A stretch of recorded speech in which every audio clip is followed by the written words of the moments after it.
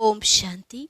21 मार्च 2023 के ईश्वरीय महावाक्य पहले सुनते हैं मुरली के मुख्य पॉइंट्स। बाबा ने कहा, मेरा पार कोई पा नहीं सकता, इसलिए मैं खुद ही आकर अपना परिचय देता हूँ। अभी मैं इस ब्रह्मा तन में आया हुआ हूँ जो सबसे बड़ा भक्त था। तुम भी पहले भक्त थे। वास्तव में भक्त वारिस नहीं होते, लेकिन बाप ने आकर तुमको अपना वारिस बनाया है। तो तुम्हें बाप को याद कर अपना फर्स्ट क्लास वर्षा लेना है, सेकंड या थर्ड क्लास नहीं। फिर बाबा ने कहा, सभी मनुष्य मात्र को अब भक्ति के दुखों से छुड़ाकर ठिकाना देने आया हूँ। जो भी धर्म वाले हैं, सब आत्माओं का असुल ठिकाना है मुक्ति जीवन मुक्ति धाम। इस दुनिया में किसी भी मनुष्य को एक जन्म के लिए भी हेल्थ वेल्थ नहीं मिल सकती, जबकि तुम सब 21 जन्मों के लिए वहाँ हेल्दी वेल्दी रहते हो। तो तुम्हारे दिल में तो ढोल बाजे बजने चाहिए। मोस्ट बिलीवेड बाप तुमको शाहों का शाह, स्वर्ग का मालिक, विश्व का मालिक बना रहे हैं। लेकिन जो अच्छे ज्ञान की धारणा करने वाले हैं, उन्हों को ही नशा चढ़ता है। जो ज्ञान की धारणा नहीं करते, उनकी सूरत भले मनुष्य की है, परंतु सीरत बंदर की है। और लास्ट में बाबा ने कहा, कहीं भी भाषण आदि करो तो बोलो, हम अभी श्री श्री शिव परमात्मा की श्रेष्ठ मत पर चल भारत को श्रेष्ठ दैवी राजस्थान बना रहे हैं। वही ज्ञान का सागर, आनंद का सागर है। ऐसे ऐसे अच्छी तरह से समझाओ जो सुनने वाले पानी हो जाए, पिघल जाए। और अब सुनते हैं महावाक्यों को विस्तार से। बाबा ने कहा, मीठे बच्चे, भगवान आया है सभी भक्तों को भक्ति का फल, मुक्ति जीवन मुक्ति का ठिकाना देने। तुम भक्त से अभी वारिस बने हो, बच्चे बने हो। प्रश्न, तुम बच्चे किस स्मृति में रहो तो दिल में खुशी के ढोल बाजे बजते रहेंगे? उत्तर, सदा स्मृति रहे कि मोस्ट बिलवेड बाबा आया है हमें विश्व का मालिक, शाहों का शाह बनाने। हम अभी सूर्यवंशी राजा रानी बन रहे हैं। बाबा हमें 21 जन्मों के लिए एवर हेल्दी वेल्दी बना रहा है। हमारे सतयुगी राज्य में सब चीजें फर्स्ट क्लास होंगी, तत्व भी सतो प्रधान होंगे, आत्मा और शरीर दोनों गुलगुल होंगे, फूल समान होंगे। इसी स्मृति से दिल में खुशी के ढोल बाजे बजते रहेंगे। ओम शांति। बच्चे जानते हैं कि बाप परमधाम में रहने वाला है। वह बाप खुद बच्चों को कहते हैं, अब तुम भक्त नहीं हो, अभी तुम भगवान के बच्चे हो। भक्त भगवान को ढूंढते रहते हैं, भक्त को भगवान नहीं कह सकते। भक्त अनेक हैं, भगवान एक है। अब भक्त मनुष्य हैं तो जरूर भगवान को भी मनुष्य रूप में आना पड़े। गाया जाता है, भगवान घर बैठे आते हैं। किसके घर? मनुष्यों के घर। भगवान को जरूर मनुष्य रूप धारण करना पड़े। निराकार परम पिता परमात्मा एक है, भक्त अनेक हैं। सभी मनुष्य इस समय भक्त हैं, भगवान को याद करते हैं, समझते हैं कोई समय भगवान को आना जरूर है। वह है स्वर्ग का रचयिता, तो जरूर एक ही होगा ना, अनेक तो नहीं हो सकते। भगवान आकर मनुष्य रूप में भक्तों को समझाते हैं। आधा कल्प तो मुझे याद करते हैं। ड्रामा अनुसार जरूर भक्ति मार्ग में याद करना ही है। फिर मैं भगवान मनुष्य का रूप धरकर भक्तों के पास आता हूँ। भक्त भी मनुष्य हैं तो हमको मिलना भी मनुष्यों से ही है। जरूर मनुष्य का रूप धारण करना पड़े, कोई कचमच का नहीं। बाप कहते हैं, मैं आकर बच्चों को अपना परिचय देता हूँ। मेरा पार कोई पा न सके, इसलिए मैं ही आकर अपना परिचय देता हूँ कि मैं आया हुआ हूँ। तुम बच्चे जानते हो, बाप मनुष्य तन लेकर आते हैं। वह भी समझाते हैं कि मैं किस भक्त के तन में प्रवेश करता हूँ। यह ब्रह्मा है, सबसे बड़ा भक्त। एक तो भक्त नहीं है, जो भी पुराने भक्त हैं उनका हिसाब बताते हैं। वही प्राचीन देवी देवता जो सतयुग आदि में थे, फिर वह भक्ति मार्ग में आते हैं तो भक्ति शुरू कर देते हैं। तो वह हुए सबसे पुराने भक्त, उन्होंने ही पूरी भक्ति की है। वही आए हैं भगवान से मिलकर देवी देवता पद को प्राप्त करने, फिर आकर सम्मुख मिलते हैं। तुम जानते हो, हम भक्त थे, सारी दुनिया भक्त है। भगवान आया हुआ है भक्तों की रक्षा करने, क्योंकि भगत बहुत दुखी हैं। भक्तों को यह पता नहीं है कि शांति और सुख कहाँ होता है। भगवान आकर समझाते हैं, मैं जब आता हूँ तो सौगात लेकर आता हूँ बच्चों के लिए। बेहद का बाप जरूर बेहद की सौगात लेकर आएंगे। अभी तुम समझते हो हम भक्त नहीं हैं। भगवान ने आकर अपना ही वारिस बनाया है। भक्त वारिस नहीं होते। वह ऐसा नहीं समझते कि हम बच्चे हैं, बाप से हमको वर्षा लेना है, वह तो सर्वव्यापी कह देते हैं। तो फिर भगवान कहाँ से आए? अब तुमको वर्षा जरूर चाहिए, इसलिए मुझे याद करते हो। वर्षा भी फर्स्ट क्लास चाहिए, सेकंड थर्ड क्लास नहीं। सभी भक्त भगवान को याद करते हैं कि जाकर उनसे मिलें, परंतु जानते नहीं कि कैसे उनके पास जाएं। तो भगवान को आना पड़ता है, पढ़ाते भी हैं। तुम जानते हो, भगवान आया हुआ है सबको भक्ति का फल देने अथवा सबको सुखी करने। भगवान को अभी ही आना होता है। वह है रूहानी पंडा। वास्तव में मनुष्यों का सच्चा सच्चा तीर्थ है मुक्ति और जीवन मुक्ति धाम। स्वर्ग में रहने वाले देवताओं के जड़ चित्र यहाँ हैं। उन जड़ चित्रों पास जाते हैं यात्रा करने। वह हो जाती है जिस्मानी यात्रा। दिलवाड़ा मंदिर में वह जगत अम्बा के पास यात्रा करने जाते हैं। वह है भक्ति। भगवान आकर इन यात्रा के धक्कों से छुड़ा देते हैं। भक्त भगवान को मिलते हैं तो भगवान भक्ति के दुखों से छुड़ाकर ठिकाने लगा देते हैं। बाप कहते हैं, जो भी सब धर्म वाले हैं, सब मनुष्य मात्र को अभी ठिकाने लगाने आया हूँ। असुल ठिकाना है मुक्ति जीवन मुक्ति धाम। सभी को अपने धाम व स्वर्ग धाम में ले जाते हैं। तुम बच्चों की बुद्धि में है बाबा परम धाम से आया हुआ है। आत्मा ही चाहती है कि हम भगवान के पास जाएं। याद कौन करते हैं? आत्मा याद करती है इन ऑर्गन्स द्वारा। बाप कहते हैं, अब तुमको देही अभिमानी बनना है। तुम्हारी बुद्धि में ज्ञान टपकता रहता है। बरोबर ड्रामानुसार बाबा आया हुआ है। बच्चों को रावण के दुख से छुड़ाकर अपने साथ ले जाएंगे। गाइड बनकर आए हैं। तुमको रूहानी तीर्थों पर जहाँ जाना है, वहाँ से फिर लौट कर नहीं आना है। यहाँ तो है अल्पकाल के लिए जिस्मानी तीर्थ। यह जड़ तीर्थ बंद हो जाते हैं, फिर तुम सभी तीर्थों पर जाते हो। सच्चा तीर्थ एक है मुक्ति धाम, दूसरा है जीवन मुक्ति धाम। उन सभी तीर्थों पर जाने लिए भी भगत जिस्मानी तीर्थ करते रहते हैं। बरोबर जिस्मानी तीर्थ जन्म जन्मांतर करने बाद फिर उनसे छूटकर हम रूहानी तीर्थों पर चले जाएंगे। फिर यहाँ मृत्यु लोक में आना ही नहीं है। मुक्ति धाम में जाकर बैठेंगे, आना जाना बंद हो जाएगा। फिर स्वर्ग में जाएंगे तो वहाँ आना जाना होता रहेगा। स्वर्गवासी बन जाएंगे।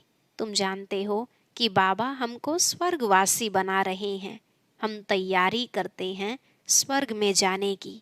दुनिया में तो किसको पता ही नहीं है, बिल्कुल बुद्धू हैं। शास्त्र आदि पढ़ने से भी कोई फायदा नहीं। अभी की भेंट में तो ऐसे ही कहेंगे, अल्पकाल के सुख को जरा सा कहेंगे। जास्ती मिठाई और थोड़ी मिठाई में फर्क तो है ना। अभी तुम समझते हो हम तो सूर्यवंशी राजा रानी बनते हैं। वह आशा रखते हैं बहुत धनवान बने। संपत्ति तो जरूर चाहिए, तब तो सुख होगा। संपत्ति के साथ फिर हेल्थ भी चाहिए। हेल्थ वेल्थ है तो सुख बहुत है। इस दुनिया में हेल्थ वेल्थ दोनों मिल नहीं सकती।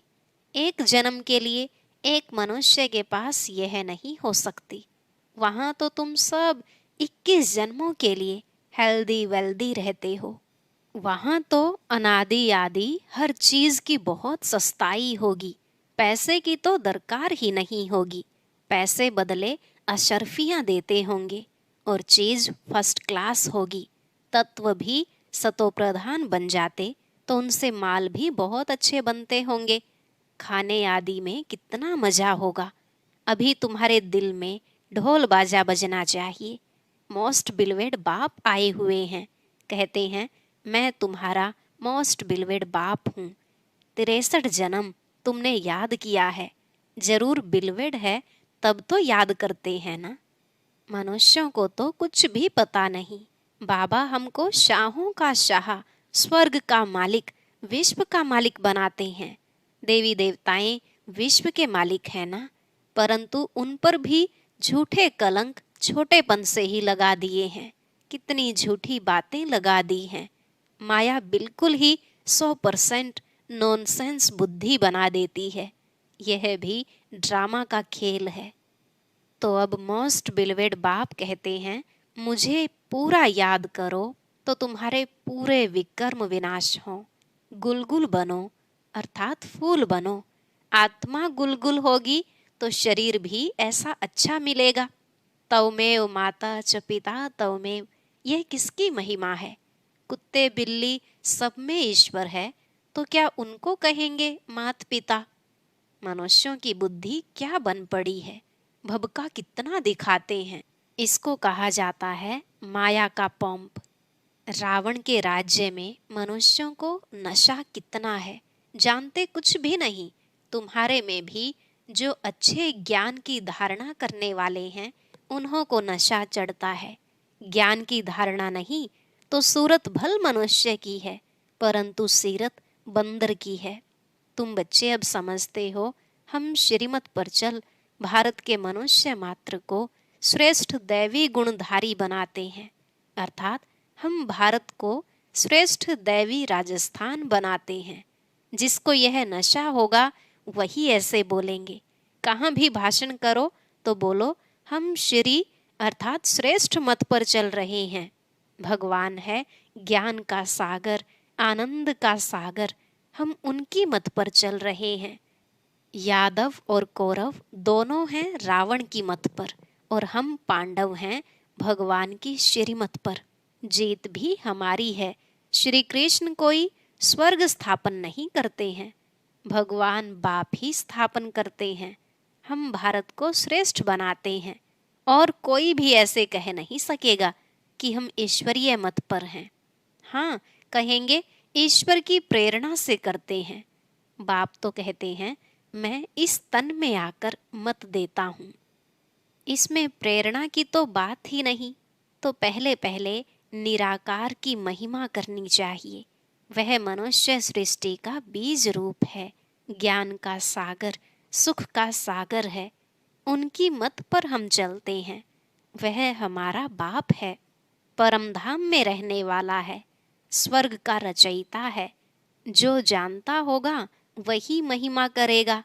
सारे सृष्टि को पावन बनाने वाला तो एक ही होना चाहिए, अनेक थोड़े ही होने चाहिए। तो सिवाय हमारे बाकी सब हैं रावण की मत पर। हम श्रीमत से भारत को फिर से दैवी राजस्थान बना रहे हैं। यह अनेक धर्म सभी विनाश होने हैं। हम जो बीके हैं हम सभी ने यह प्रैक्टिकल अनुभव किया हुआ है। हम प्रजापिता ब्रह्मा के बच्चे हैं, हो तुम भी, परंतु हम प्रैक्टिकल में अब हैं। फिर भक्ति मार्ग में गाया जाएगा, परमपिता परमात्मा ने ब्रह्मा द्वारा मनुष्य सृष्टि रची। वह समझते हैं शायद फट से देवता बन गए, परंतु नहीं, ब्रह्मा द्वारा पहले ब्राह्मण रचे, फिर वर्णों में ले आना चाहिए। कहानियां सुनाने व ड्रामा आदि से कोई फायदा नहीं, एकदम बाप की शिक्षा बतानी चाहिए। बाप हमको क्या कहते हैं? हे मीठे बच्चे, हे आत्माएं, सारी सभा में कहना चाहिए हम श्रीमत पर चल रहे हैं देवता बनने के लिए। वह हमको राजयोग सिखाते हैं। गीता का भगवान भी वह निराकार ही है, साकार में आते हैं। प्रजापिता ब्रह्मा के मुख से यह ब्राह्मण ब्राह्मणियां निकलते हैं।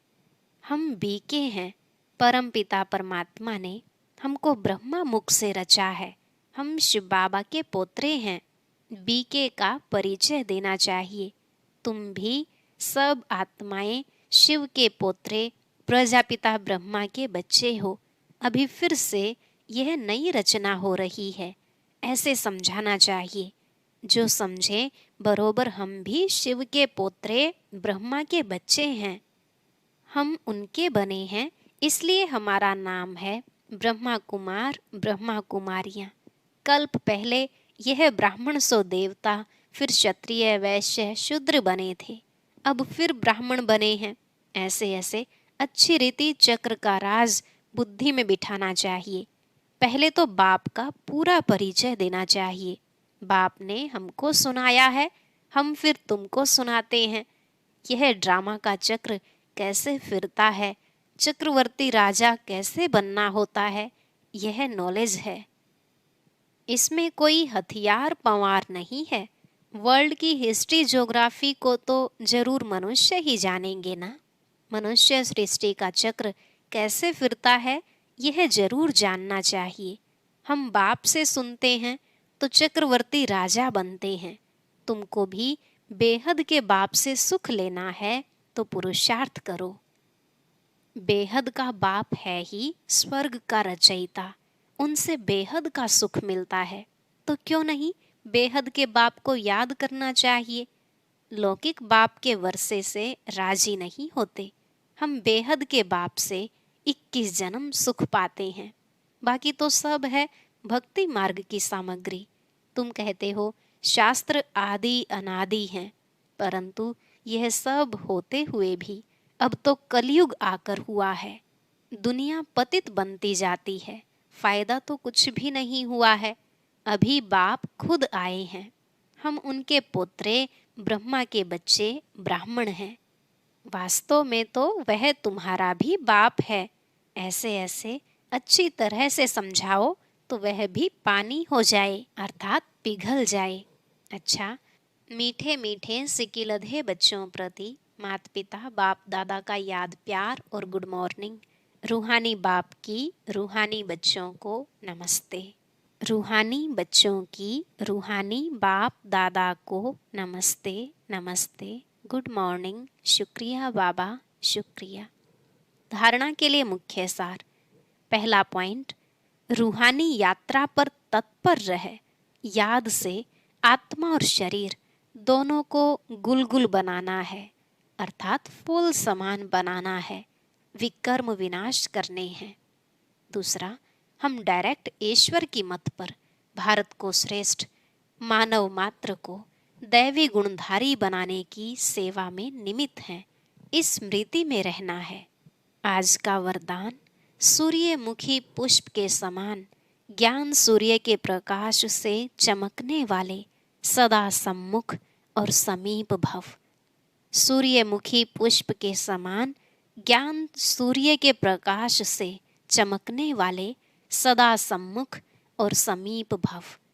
बाबा ने कहा, जैसे सूर्यमुखी पुष्प सदा सूर्य की प्रकाश से घिरा हुआ रहता है, उसका मुख सूर्य की तरफ होता है, पंखुड़ियां सूर्य की किरणों के समान सर्कल में होती हैं। ऐसे जो बच्चे सदा ज्ञान सूर्य के समीप और सम्मुख रहते हैं, कभी दूर नहीं होते। वे सूर्यमुखी पुष्प के समान ज्ञान सूर्य के प्रकाश से स्वयं भी चमकते और दूसरों को भी चमकाते हैं।